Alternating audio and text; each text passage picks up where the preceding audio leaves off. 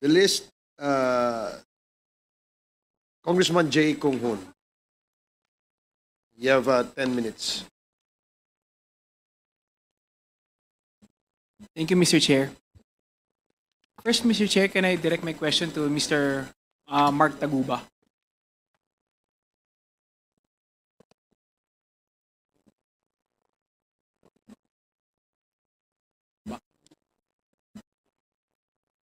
Please proceed, Congressman Kung Hoon. Thank you, Mr. Chair. Mr. Mark Taguba, tatanong ko lang, paano kayo nagsimulang maging sangkot sa pag-release ng mga container sa Bureau of Customs? Meron po akong tracking. So, ayun po, nag-process din po kami ng container. May broker din po ako. At yun si Irene naman, yun po yung consignee for hire, yung EMT. Itong tracking business na nabanggit mo sa affidavit mo, ito yung kay TJ Marceliana at Irene May Tatad na magkasama kayo. Hindi po. Yung tracking po is sa akin po yun, Golden Strike tracking. At yung EMT naman, yun po yung kay Irene, yun po yung ginagamit niya consignee. Tapos si TJ po, broker po siya. Accredited broker po siya sa Bureau of Customs. Sino-sino yung mga consignee na for hire na ginamit mo? Kasi madami yung ganyang sistema sa customs. Opo. Ang ginamit ko po ay yung EMT trading, yung Integrity trading, at saka yung RONSS trading. Doon sa affidavit mo, nabanggit mo na yung trabaho ng isang customs broker, pwede mo bang ipakipaliwanag kung ano yung trabaho ng isang customs broker? Sige po. Unang-una po, hindi po ako customs broker. Ako ay sa tracking business. Si TJ po yung broker ko. So, pagka may nag-i-inquire sa aking client kung magkano yung halaga ng kailangan para magparating ng isang container, nire-refer ko po yung kay TJ. So, si TJ naman po ang bahala dahil siya po ay accredited sa Bureau of Customs para magtanong po sa Bureau of Customs magkano po yung duties and taxes tsaka kung ano-ano pa. I-relay niya po sa akin yun tapos idadagdag ko naman po yung lahat-lahat, yung all-in po, yung shipping lines, yung tracking, pati na rin po yung TARA. So, tapos doon ko po ibibigay doon sa client kung magkano yung all-in. Paliwanag nga kung ano yung binabanggit mong TARA. Ano ba yung nangyayari pag nagbibigay ka ng TARA? Pag nagbibigay po kayo ng TARA, syempre po, yung shipment mo, mapapabilis. So, katulad po nung sa akin, halos lahat ng shipment ko, green lane po siya. So, pagka green lane po kasi siya, hindi na siya kailangan ng document inspection, hindi na rin siya kailangan ng physical inspection. Marami rin siyang nalalagpasan na proseso sa Bureau of Customs. Mabilis siya nakakalabas ng Bureau of Customs. So, yun po yun, pagka may TARA po. So, tatlo yung lane sa customs. Isang Yes po. green, isang yellow, isang red. Tama ba? Yes po, Mr. Chair. Balikan natin yung insidente kung saan nasangkot ka sa pag-i-import ng 5 metal cylinders na naglalaman ng 605 kilogram ng shabu. Pakikwento nga ito. Saglit lang po, Mr. Chair.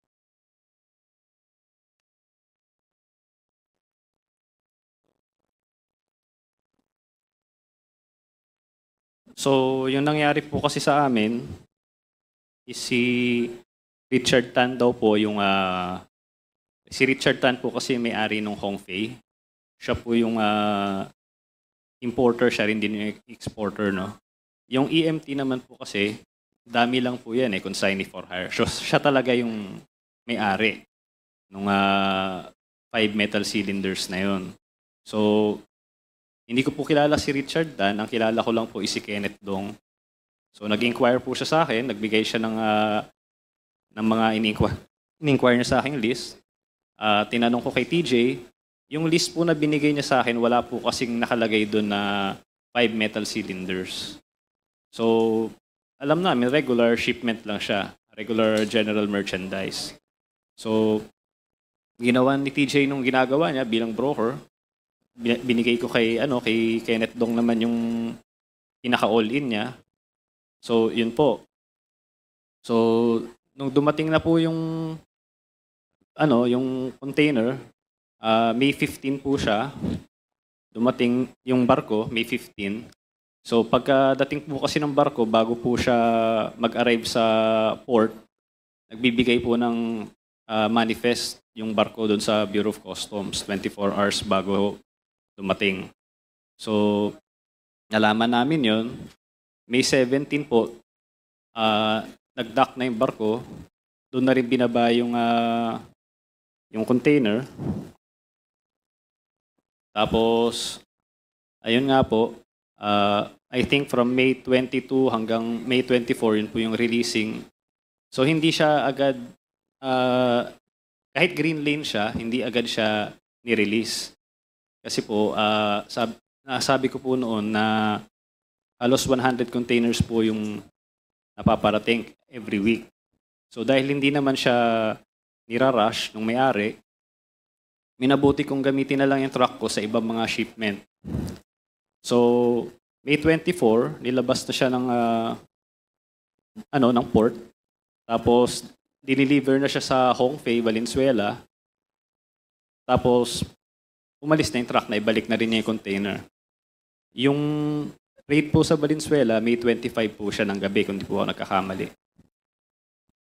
Tapos yun na po, lumabas na sa balita na may nahuli nga pong mga shabu nakalagay dun sa metal cylinder.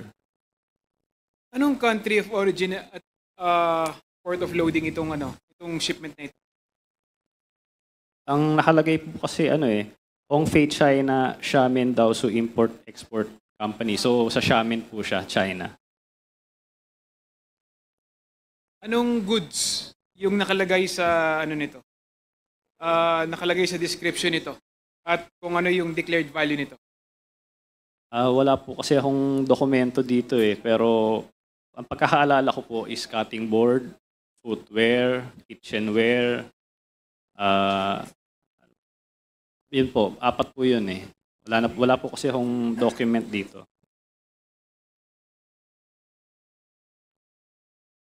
Mr. Taguba,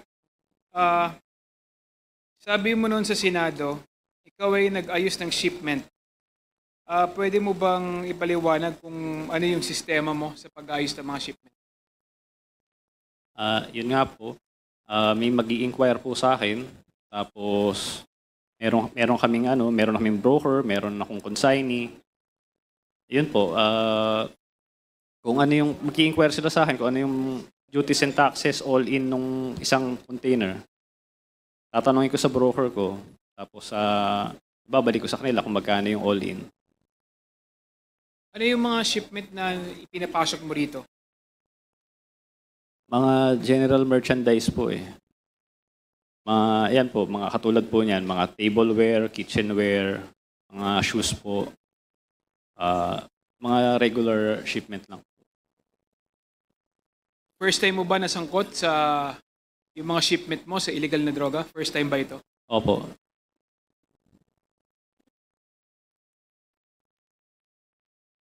From the examiner hanggang sa collector, pati sa terminal handling,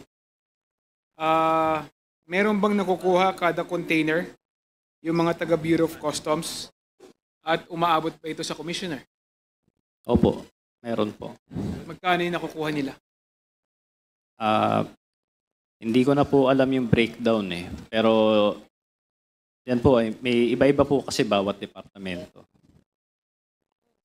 Sino nag-impose ng TARA system na ito sa mga taga Bureau of Customs? Hindi ko po alam kung sino nag-impose, Your Honor. May kilala ka ba na nakinabang sa TARA system na ito? Nakinabang, siyempre lahat po sila yung sa mga taga Bureau of Customs po. Lahat po sila na binibigyan ng TARA. Nakinabang po silang lahat. Magkano kada isang container yung ibinibigay ninyo? Hindi ko na, ang all-in ko po kasi 170,000 po eh. So, pero kasama din rin po kasi doon yung duties and taxes tsaka shipping line. Siguro po pagka nakuha ko po yung mga affidavit ko tsaka dokumento ko, masasagot ko po yan. Nakakailan ka kada isang linggo na container na nailalabas mo na binabayaran mo ng 170,000? Umabot po ng 100 po kada isang linggo. Ano-ano yung mga laman nun? Ayun po, mga general merchandise po. So, saan at kanino ka nagre-remit? Iba-iba po. So meron, katulad nga po, nabanggit ko po sa Davao Group, isa po yan. Sa mga taga Bureau of Customs din po. So, yun po, mga nagre-remit po ako sa kanila. Ibig mo bang sabihin, pag hindi ka nagbigay ng tara, hindi lalabas yung shipment mo sa customs? Opo, kasi po, sila po yung may authority. Nung panahon po na yan, binuo po yung command center. So, yan pong command center, nasa kanila po lahat ng authority na mag-alert. Pero ayun nga po, dahil sila lang ang may authority na makapag-alert, tsaka makapag-release din ng container, nasa kanila din yung responsibilidad. Tuwing may, yan po, sa nangyari po sa amin, ganyan, dapat po kasama rin sila dito sa kaso namin. Paano pag halimbawa yung container mo legit naman? Okay naman yung mga nakalagay. Nagbibigay ka pa ba rin ng tara para doon sa mga container na legit naman? Opo. Lahat po ng container po, tingin ko po subject po one way or the other sa TARA system. So nagbibigay ka para hindi ka ma-harass, tama ba? Ayon sa iyong affidavit. Opo, yes po. Ano bang description mo ng paghaharas sa iyo ng mga taga Bureau of Customs? Yun po, pwede nilang i-hold yung container, pwede nilang i-alert. Bigyan ko rin po kayo ng isang example. No? Kunwari po, meron po kayong parating. No?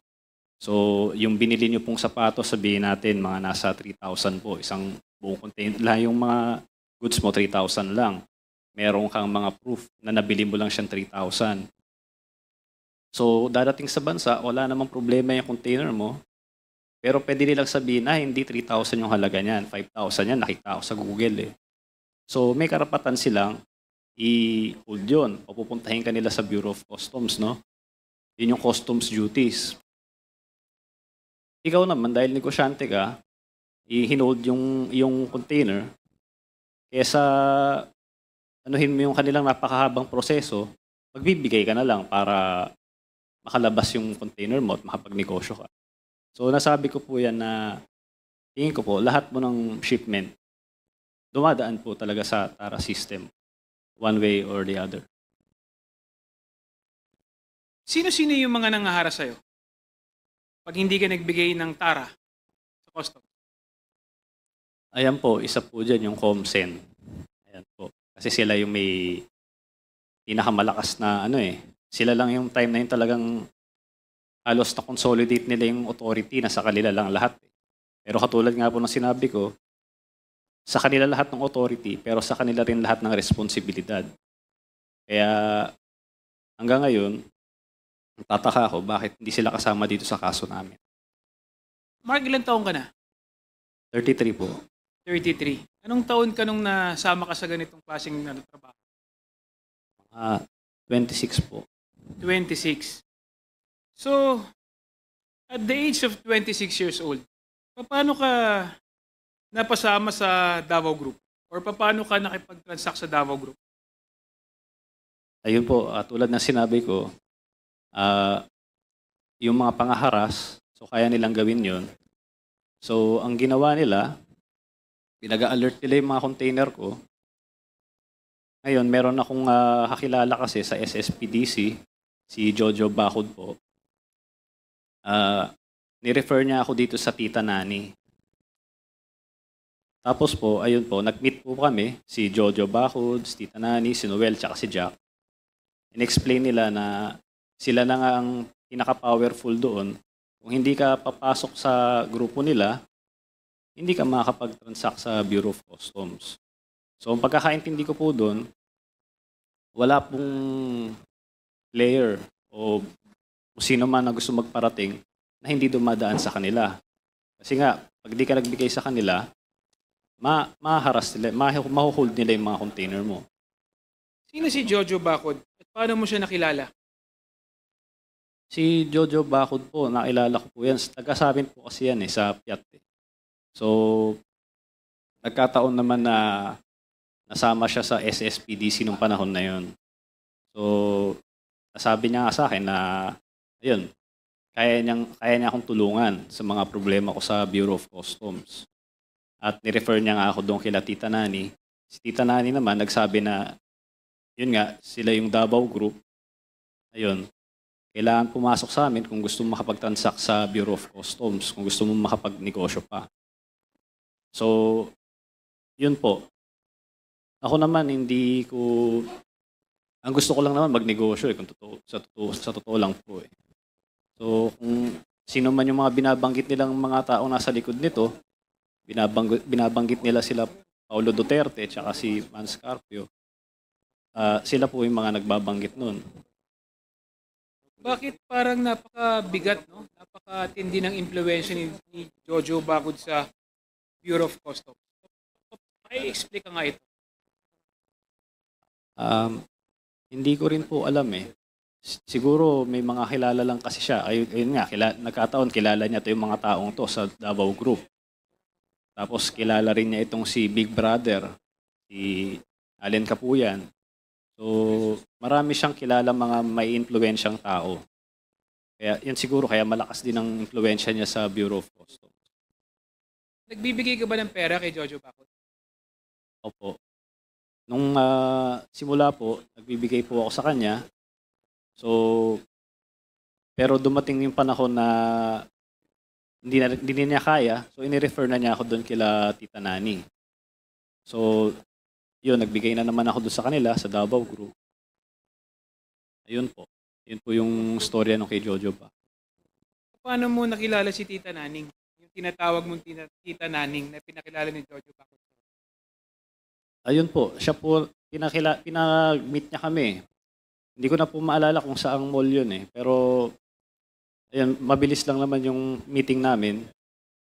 Pinakilala lang niya sa akin yung mga taong yun nga raw yung Davao Group.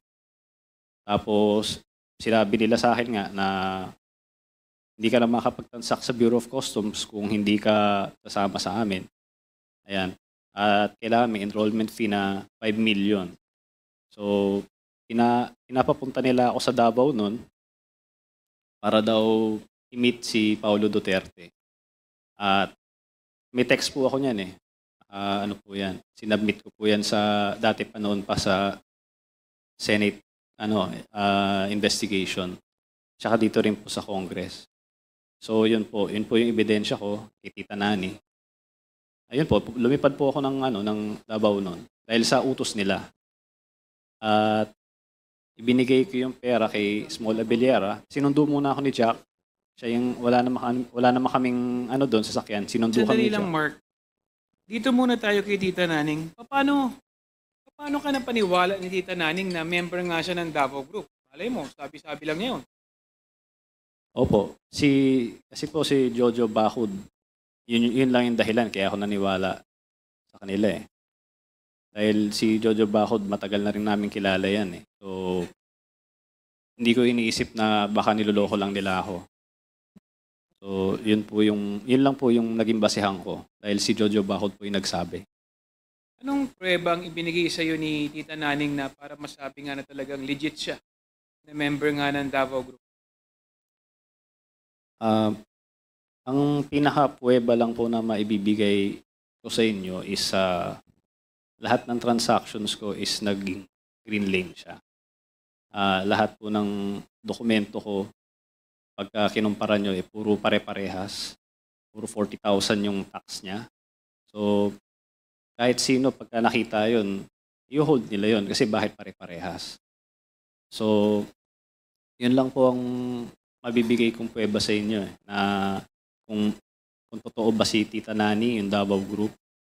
Dahil tingin ko, walang basbas sa taas, hindi mangyayari yun. Hindi makalabas yung ganong karaming container ng ganong kabilis. So, ibig mo sabihin, nung nakilala mo si Tananing, bumilis at gumaan ang buhay mo sa Bureau of Customs, hindi ka naharas sa Bureau of Customs. Yes, sir. Yes, Mr. Chair. Kindly wrap up, Congressman Conghun. Thank you, Mr. Chair. Mr. Chair, I'd like to ano na lang sa magsusunod na mag-interpolate. Thank you very much, Mr. Chair. Thank you, Congressman Conghun. The next to interpolate is Mr. Chair. Congressman Mr. Chair. Keith Flores. Yes, Congressman Very Visto quick. before Congressman